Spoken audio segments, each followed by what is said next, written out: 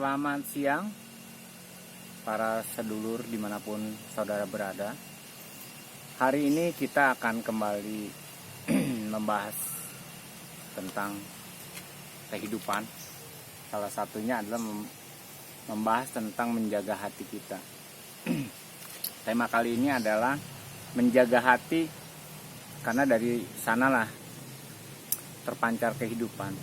Jadi hidup manusia itu tergantung hatinya.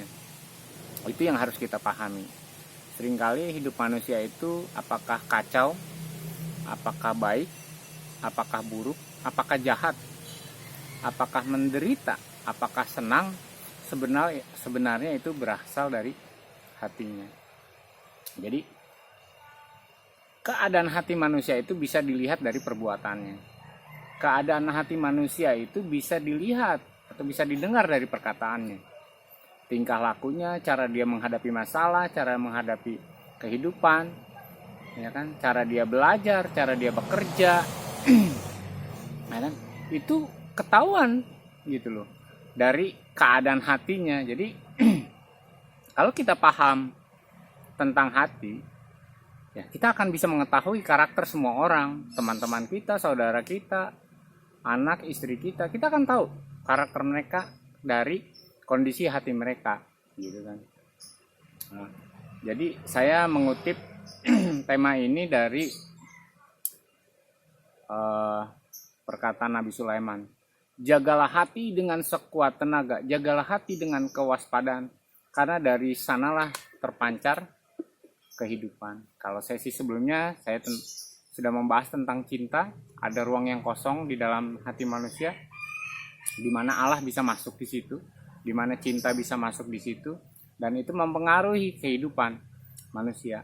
Ketika di dalam hati manusia ada cinta, maka hidupnya akan penuh dengan kebahagiaan. Ya. Dengan menjaga hati, Allah akan senang di situ. Ya.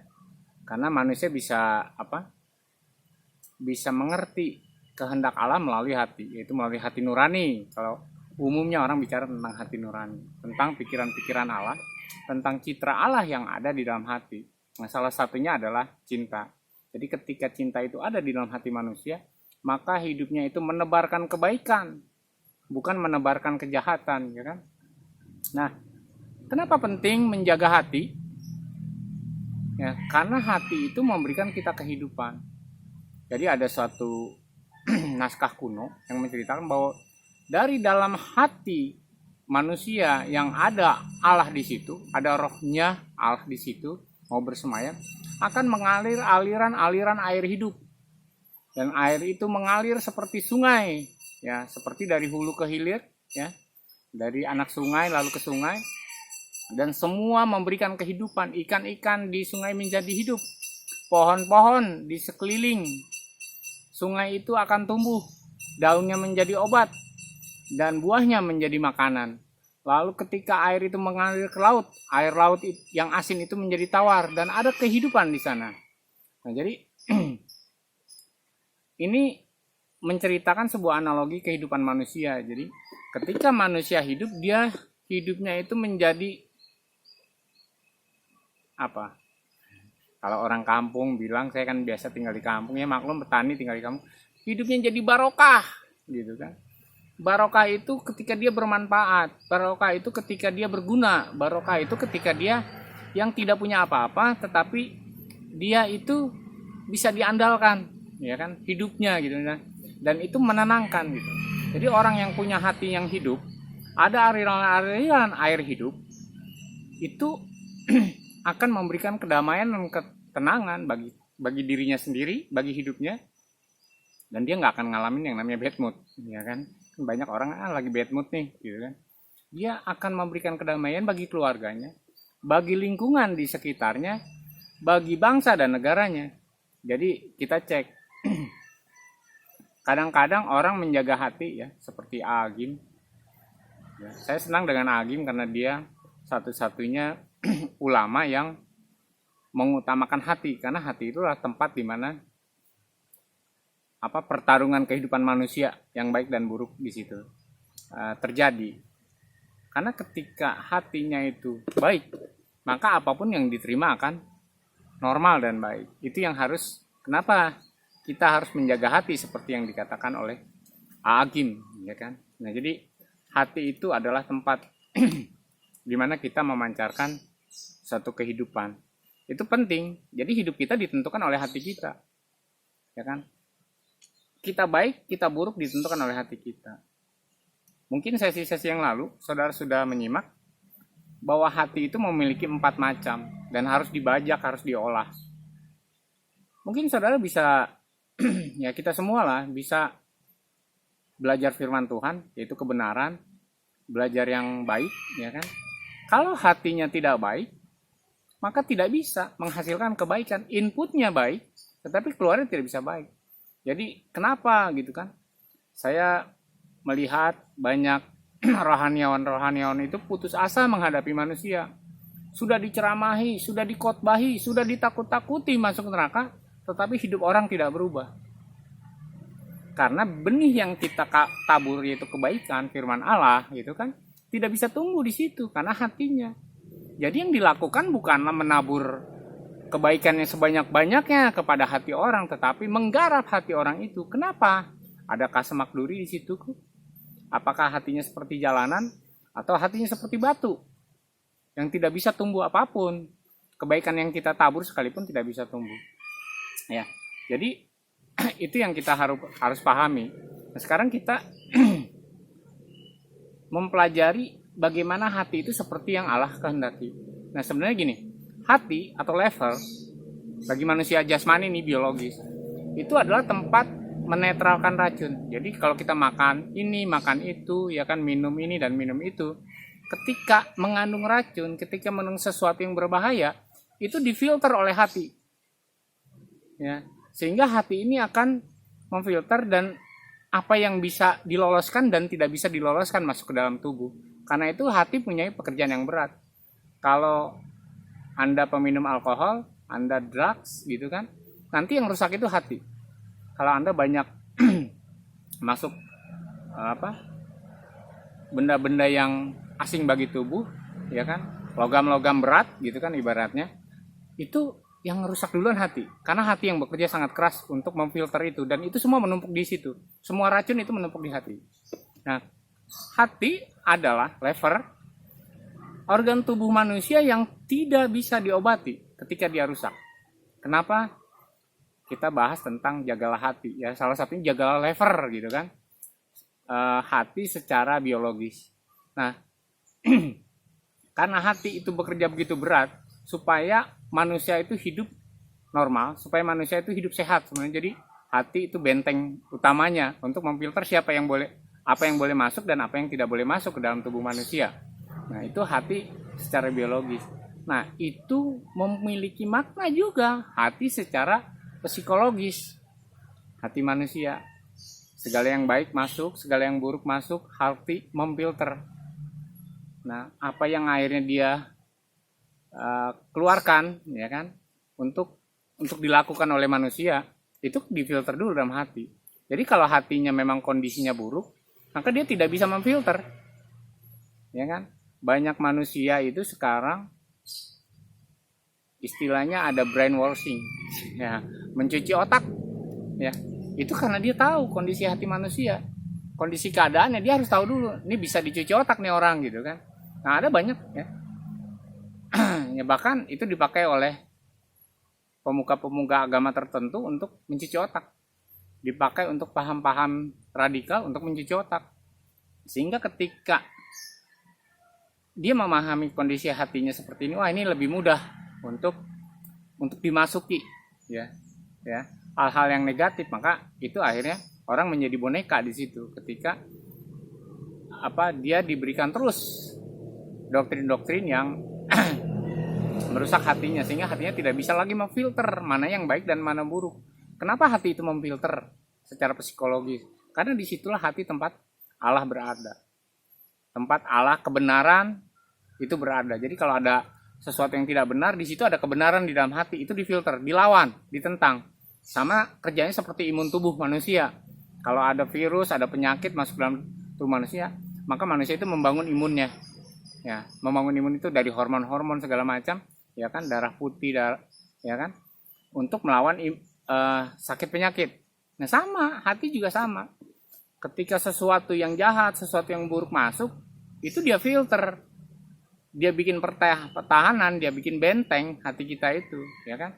Nah yang menjadi masalah adalah ketika hati itu salah menilai sesuatu yang baik, dia tutup, tidak boleh masuk gitu kan. Itu makanya secara psikologis itu kan nanti jadi penyakit kejiwaan. Orang tidak bisa menerima yang baik, orang menjadi egois, orang menjadi apatis. Nah itu adanya di hati, ketika hati tidak bisa lagi memfilter gitu kan. Nah ini yang harus kita pelajari bersama-sama ya. Kita simak bersama-sama, kita renungkan bersama-sama. Yuk jaga hati dengan sekuat tenaga. Jaga hati ya kan dari segala hal-hal yang buruk. Ya kan, jaga hati dari segala hal-hal yang negatif. Ya kan, supaya kita hidupnya bersih. Ya kan? Jadi ingat, harus dipahami, untuk masuk surga orang bukan bersih fisiknya, bukan bersih biologisnya. Ya saya setuju dari Yudaisme gitu sampai ke Islam, Kristen, bahwa untuk menghadap Allah itu harus wudu, ya, membersihkan dari kenajisan. Orang haid, ya kan, orang habis berhubungan seks misalnya, itu dia harus disucikan dulu baru dia boleh menghadap Allah. Itu karena gambaran suci secara biologis, suci secara jasmani. Tetapi yang Allah kehendaki juga manusia suci secara psikologis. Apa artinya kita membersihkan diri untuk menghadap Allah tapi hati kita jahat? Ibu angkat saya itu seorang ketua majelis hakim di kampung gitu kan. Jadi saya sering share sama dia gitu kan. Dulu ya lagi zaman dacil gitu, dai cilik ya, rame. Dia adalah satu orang yang menentang. Karena kasihan tuh anak gitu kan. Malah udah kecil, udah ngantuk gitu kan, harus disuruh khotbah, disuruh ceramah ya kan. Cuma nyari uang oleh orang tuanya gitu kan.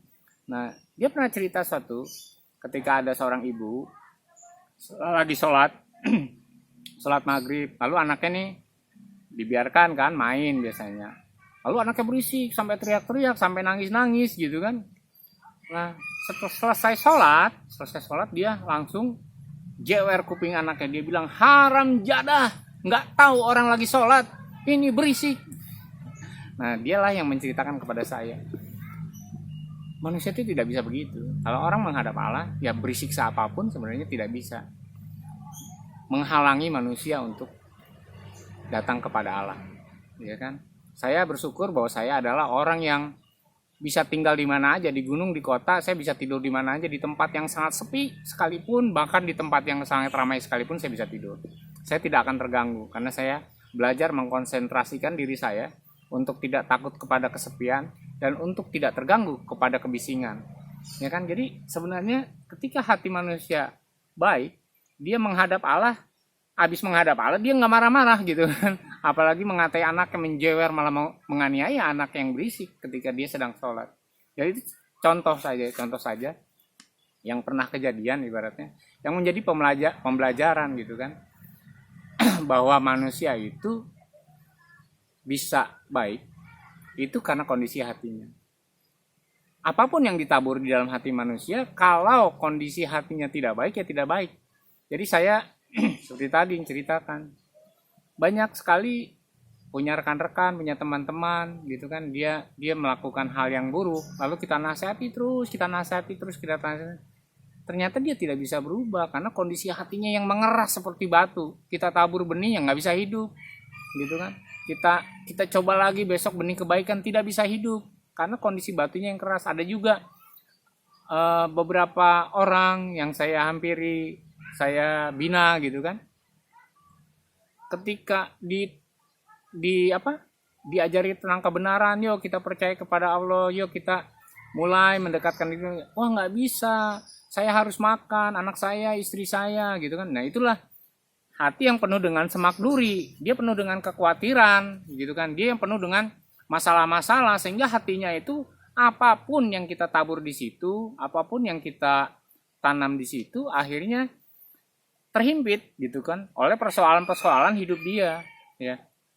Maka saya berharap channel saya itu ditonton oleh para ustadz, ustazah, para dai, kiai, para pendeta, evangelis, siapapun saudara yang mengajarkan kebenaran kepada manusia. Karena ini bicara tentang bagaimana kita bekerja menyampaikan kebenaran, tetapi kebenaran itu tidak bisa tumbuh di dalam hati manusia. Ya ini sebabnya gitu. Karena itu kita perlu memanajemen hati, ya. Orang ustadz yang pertama memanajemen hati itu Agim, ya. Walaupun dia akhirnya tidak bisa menjaga hati. Nggak apa-apa ya, ya. Setiap manusia itu punya pencobaan masing-masing, ya. Oke. Jadi bagaimana pentingnya kita menjaga hati, ya kan? Saya pun mengalami. Jadi saudara jangan berpikir saya itu orang suci, orang yang hidupnya kudus, orang yang hidupnya baik. Tidak, saya menceritakan ini juga saya punya pengalaman, ya kan? Sama seperti Agim mengajak orang menjaga hati, tapi hatinya juga tidak terjaga. Sama, saya juga pernah mengalami hal-hal yang namanya manusia yang kan belajar, hidup ini belajar. Ketika orang masih bodoh, ya harus belajar gitu kan. Artinya gini, ketika orang menjadi bijak, minimal dia pernah bodoh. Tetapi orang bodoh itu tidak pernah bijak, gitu kan. Jadi sama lah seperti saya, sama seperti semua orang, bahwa ketika kita tiba menjadi bijak, ya kita pernah bodoh. Ya mungkin pernah bodoh sekali, pernah yang mungkin istilahnya goblok gitu kan. Bukan cuma bodoh tapi dungu. Ya saya pernah mengalami menjadi orang dungu, menjadi orang goblok gitu kan. Menjadi orang yang tidak pintar, menjadi orang yang, saya bilang pada episode 2, saya tidak lebih baik daripada pelacur hidup saya dulu gitu kan. Jadi ya saya akui saja, ya kan, daripada orang mengetahuinya terus menjadi fitnah. Bagi saya sudah selesai, bagi orang belum selesai kan gitu. Kadang-kadang kita gitu kan, masalah lalu orang diungkit-ungkit karena bagi dia belum selesai, tapi kita yang mengalami ini, itu masa lalu, saya udah selesai gitu kan. Nah, hal-hal seperti itu kan karena hati, ya, karena hati manusianya yang memang buruk gitu kan. Nah jadi mari saudara, siapapun dimanapun, apapun agama saudara, jagalah hati itu. Karena ketika hati itu tidak baik, saudara mau meluk agama apapun itu tidak akan baik. Ya kan sudah terbukti kan, agama-agama itu tidak bisa merubah peradaban karena hatinya yang tidak baik, ya. Jadi suatu bangsa ketika menerima agama tertentu, ya dia selewengkan. Suatu kaum ketika menerima kebenaran tertentu, ya dia politisasi misalnya. Hal-hal itu kan terjadi karena kondisi hati manusia yang tidak murni, kondisi hati manusia yang tidak mengizinkan Allah ada di situ, ya kan? Semua yang dilakukan manusia pada akhirnya adalah ritual-ritual keagamaan yang perintah manusia gitu kan, yang banyak susahnya, yang banyak ribetnya gitu kan. Yang ketika orang-orang sungguh untuk Allah tetapi tanpa pengertian yang benar, ya dia tidak mendapatkan apa-apa. Karena dia cuma merasa mengenal Allah, dia merasa cuma mendekat Allah, tapi dirinya sendiri tidak bisa membuktikan bahwa Allah itu ada di dalam hatinya. Cinta Allah itu ada gitu kan di dalam hatinya, ya kan? Kuasa roh Allah itu ada di dalam hatinya. Itu harus dibuktikan. Dan ketika itu ada, saudara, saya akan mengalami kekuatan supranatural dalam menghadapi hidup. Akan mengalami keyakinan yang benar-benar kuat gitu. Akan mempunyai pengharapan-pengharapan yang teguh di dalam Allah itu sendiri. Jadi itu yang saya sharekan kepada saudara-saudara, supaya kita itu mempunyai kehidupan yang lebih hidup. Hati itu memancarkan kehidupan. Jadi saya sering menghayal, merenungkan bahwa ketika saya menjaga hati saya kan petani. Saya ingin menyentuh pohon-pohon saya menjadi hidup. Ketika saya pelihara burung, pelihara hewan, ayam, semua menjadi hidup karena ada kehidupan di dalam hati saya. Jadi dulu saya belajar dan mengalami kegagalan ketika hati saya susah, ketika saya marah-marah. Saudara, pohon-pohon saya juga pada mati. Ayam-ayam saya juga pada teler, pada sakit. Kenapa? Karena ketika saya marah-marah, hati saya tidak senang. Wah, jadi saya tidak mau ngurus semuanya itu. Dan ketika aduh belum dikasih makan, saya mengeluh, aduh kenapa ini belum dikasih makan gitu kan, padahal memang itu tugas saya, tapi saya marahin orang yang jadi pada akhirnya saya, karena hati saya nggak baik, semua sesuatu yang terjadi dalam hidup saya salahkannya orang, ya kan. Wow, ada ayam orang masuk makanin pohon saya salahinnya orang, wah orangnya nggak bener nih, ya kan, padahal sebenarnya saya sendiri yang salah, seharusnya saya yang harus berusaha agar ayam tidak masuk, ayam kan nggak punya otak.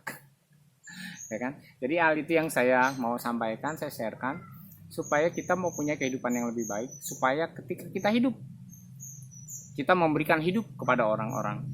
Jadi saya sebagai petani, saya memberikan hidup kepada pohon-pohon, kepada binatang-binatang peliharaan, semua saya memberikan hidup. Dan kepada cacing, ya ada virus, ada bakteri di kebun saya, biarkan hidup. Nah, saya senang mereka bisa hidup, semuanya bisa hidup. Burung-burung liar banyak berkeliaran di kebun saya, dan saya senang. Mungkin saudara sering mendengar suara-suara ocehan burung di kebun saya, itu burung-burung liar yang mereka senang ada tinggal di kebun saya karena tidak saya ganggu. Ada semut rangrang, gitu kan? Ada lalat, ya maggot, ya. Di sini ada banyak, ya kan? Hal kehidupan yang ada di kebun saya. Karena itu saya senang bahwa saya bisa memberikan kehidupan. Ketika hati saya baik, maka semua jalan hidup saya baik.